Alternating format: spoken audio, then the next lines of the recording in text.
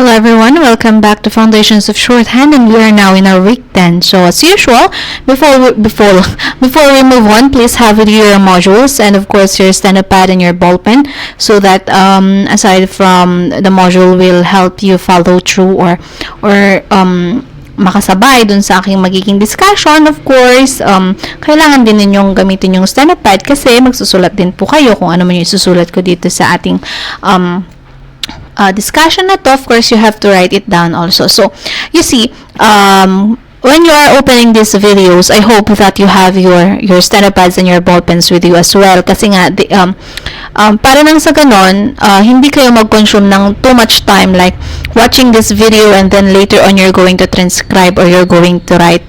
So, parang nagiging times 2 na yung time na kino-consume ninyo with for foundations of shorthand or for steno. So I suggest na during the time that you're going to open these videos that I'm uploading, make sure that you have your stand-up pads with you and of course your ball pen para nang sa ganon makipagsulat na kayo right with me, para hindi double yung time na kino-consume ninyo for this subject. Okay? Para nang sa ganun, may mas marami kayong time na gugugulin dun sa inyong mga ibang subjects. Okay, so now, I hope you have those things with you. Ayan. So, in this week, for this week, week 10, we're going to learn new set of strokes. Ayan. So, first, we have the tion, ciency, and cient. And, ayan. So, let's just look at it as we move on. So, let's try. So dun sa ating previous lessons, or dun sa week 9, we were able to discuss yung ating TH, and then yung ating SH, CH, and J, and then of course yung ating li. So now, in this video, we're going to learn another set or new set of strokes. So first, we have yung tion, ciency, and cient. So, kung titignan niyo dyan sa inyong module, ano ba yung tion, ciency, and cient? So, for example, nation, di ba? Tion, yun, tion doon. And then yung cient, proficient, efficient, patient, o cient. Now, ciency, proficiency, efficiency, ciency. So, yun yung itra-transcribe natin. So, we have tion, and then we have ciency, and then lastly, we have cient. Naiintindihan ba yung sulat ko? Pati kasi yung sulat ko naging steno ni. Okay. So, how do you stroke tion? Tion is represented by your SH symbol. Yan yung tion. Now, ciency is represented by your SH symbol, S, and then your E. That is how you stroke ciency. Now, next, we have cient. Cient is represented by your SH and T. Okay? So, those are the strokes for these sounds. Let's say sounds. So, first, let's have the words that has the tion sound in it. Oops. Ayan.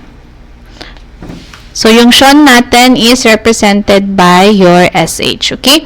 So, nation. So, we have nay. Bakit pataas yung sulat? We have nay. Nay.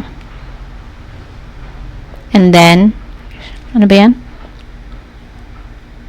Tion. Nation. National. National. National. So, we have na. Tion. And then L. National. Ulit. Nation.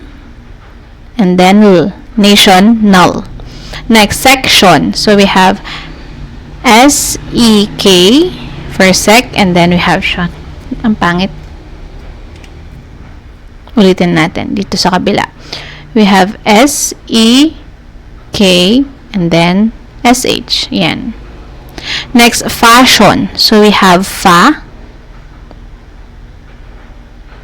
Then, we have tion. Fashion. Bakit ang pangit? Wait.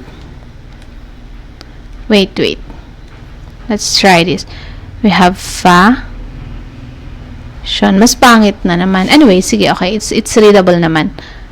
Fashion. Pangit. Ulitin natin.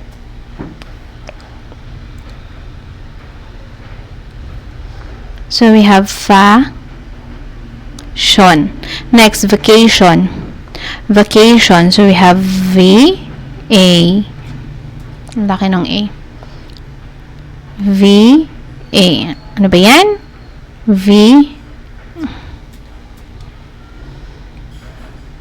V. A. K. A. And then, Shon. Vacation. Next, we have collection. Ku.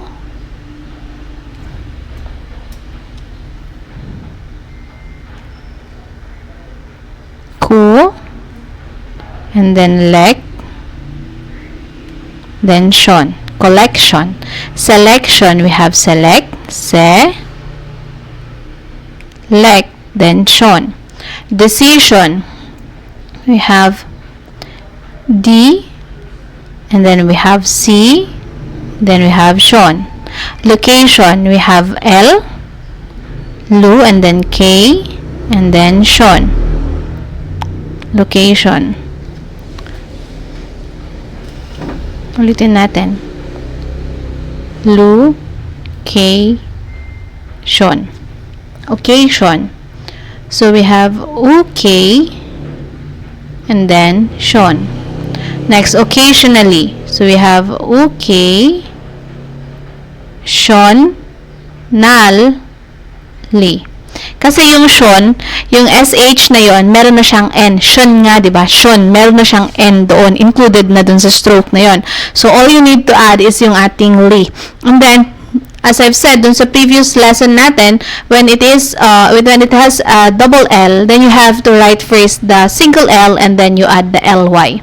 So, that is why ganyan yung itsura ng ating occasionally. Next, we have education. So, we have education. So, we have education.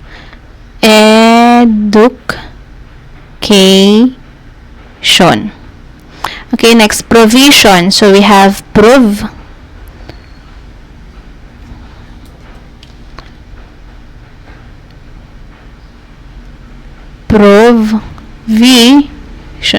Nyari. Provision. Next, operation. So, we have, nasa na yung ating operation? Wait. Mahirap kasi magkamali eh.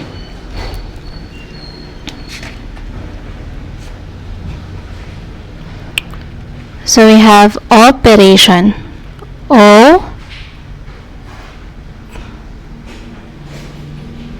Okay, so, it's not operation, it's operation pala. Okay, so, yeah, it's operation, but how you pronounce it is operation. So, we have operation. We have and then pray, and then shun. Operation. Next, we have operations. So, we have operations. Cooperation. Cooperation. So, it's double O. So, we have K-O-O-peration. Cooperation. Next, we have portion. Portion. So, we have P-O-R and then shon. Next, we have promotion. So, we have P-R I'm sorry. It should face the M. Gayam yung ating O. We have P-R-O-M and then shon. Promotion. Wait. Meron pala siyang O. I'm sorry. We have P-R-O-M. Ano ba yan? Okay. Again, we have P-R-O-M then O, shon. Promotion. Next, corporation. So, we have cor, C-O-R, and then poration. But then, corporation.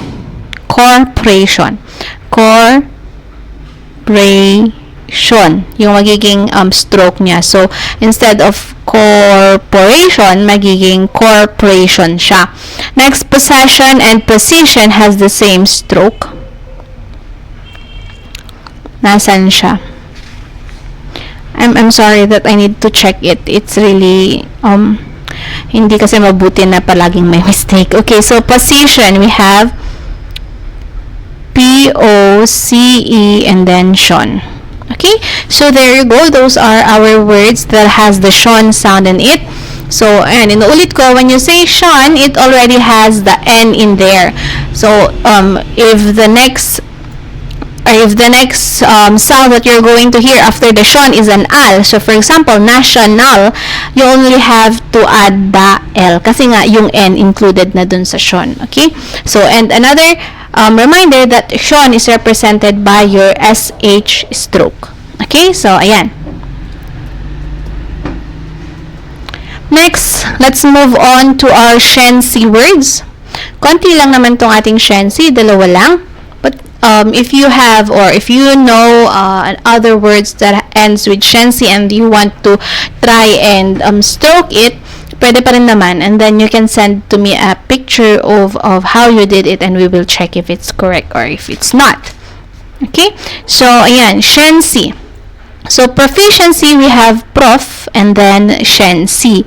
So, we have prof, P-R-O-F, and then ciency. Profi, and then ciency. Bakit parehas na proficiency? Okay, so let's just erase this one. It's efficiency. Efficiency. Okay, so how do you stroke efficiency? We have efficient, and then shen, then C. Okay, efficiency. So that is the only word, or those are the only words that we have for ciency. Now let's move on to our cient. Cient words. Okay, so cient words. Ayan. How do you stroke cient? Kanina sabi ko SH and T. So let's try patient. So we have P-A and then S-H and then T. Patient. Next, proficient. So we have P-R-O and then F and then E and then cient. Efficiently. So we have, gawin muna natin yung patiently. So we have patiently, P-A and then cient. And then, of course, your li sound, which is represented by your small circle. Next, we have efficient. We have efficient. Efficiently, of course, let's just add li to efficient. So, we have efficiently. And then next and last, sufficient. We have sufficient. S-O-F S-U-U-F, okay? And then Sophie, E, and then Shent. Okay, so that's it for your tion, ciency, and cient words. Now, let's move on to our number expressions. So, when you say number expressions, it's the thousands, ten thousands, millions, dollars, $100, $1,000, $100,000, and $1 million.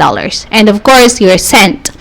Okay, so this is yung ating si Greg is an English person. So, syempre, wala siyang peso dyan. Walang peso na sign or walang peso na number expression. Okay, so how do you do 100? So 100 is represented by your N symbol. 1,000 is represented by your TH symbol over TH symbol. And then million is represented by, of course, your letter M. Dollars is represented by your letter D. 100,000 is represented by your letter N stroke, and of course 1,000 TH stroke. Now next we have $100. You have N for 100 and then D for dollars. $1,000 you have TH over TH for thousands and then D for dollars. Next $100,000. So you have N for 100, TH for thousands, and then D for dollars. Next, million dollars, we have M for million and D for dollars. Okay. Paano yan? Ma'am, paano yan? Hindi namin naiintindihan. Okay. For you to be able to understand it, of course, let's do an example. So, ayan. For example, yung ating $200, paano mo i-stroke yan in steno? So, $200, you have 2, you have the number 2. Of course, write the number 2 and then add N below it. So, that will be how you, that is how you're going to stroke yung 200. Now, 5,000, you have 5 and then yung TH, 5,000. Next, 300,000, you have 3 and then 100 and then 1,000. Now let's have $8. 8 and the symbol for dollars. $600, so you have 6 and then your 100 and then your dollars. Next, $7,000. So you have your 7 and then your 1,000 and then your dollars. Next, $800,000. So you have $800,000. 800, okay, 1,000 and then dollars. Next, 10 million. $10 million. $7.50. So this is how you stroke it. You're going to make it like this. 7 and then 50 sa taas. So this means that it is $7.50. Okay? Next, a dollar. So you have the period for a and then D for dollar. A million, you have the period for M or for a and then you add the M. Okay, so that is how you do it. So I hope I was able to show you how. So I hope you were able to understand it also. Okay, so now let's move on. Ayan, meron pa pala. We still have. So we're going to do yung ating being able to phrases. Being able and to phrases. Okay. So has been. Has been. So we have has and then been. Ayan. Next, has been able. We have has been able and then your age. Next, you have been. So we have you have and then your been. Next, you have not been able. So we have you have not been able. Next, we have not been. So we have not been. Next, we have not been able. So we have not been able. So ano yung nakikita ninyo? Ano yung na-observe ninyo dito? Yung ating able is shortened to, instead of writing all the able word, it is abbreviated to just letter A. So kung nakita ninyo yung mga stroke na yan, that means it is a part of yung ating being able and to phrases.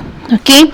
So I have not been able. So I and then have and then not and then been and then able. Diba? Ang dali. So I have not been able, ganyan lang yung stroke niya. Next, will be able. So will and then be able. See? Next, you will be able. So we have you and then will and then be and then able. Okay, so yan. Next, let's go fetch our last set of words. The two phrases. So, ayan na, nanging to have na naman. But this is, yung ating word na isa is to be. So, ano na lang natin? Edit na lang natin dito. Or slash na lang natin dito. Gawin nating be. Okay, so to have, we have T and then V. To and have. Now, to be, we have T and be. So, these are special phrases.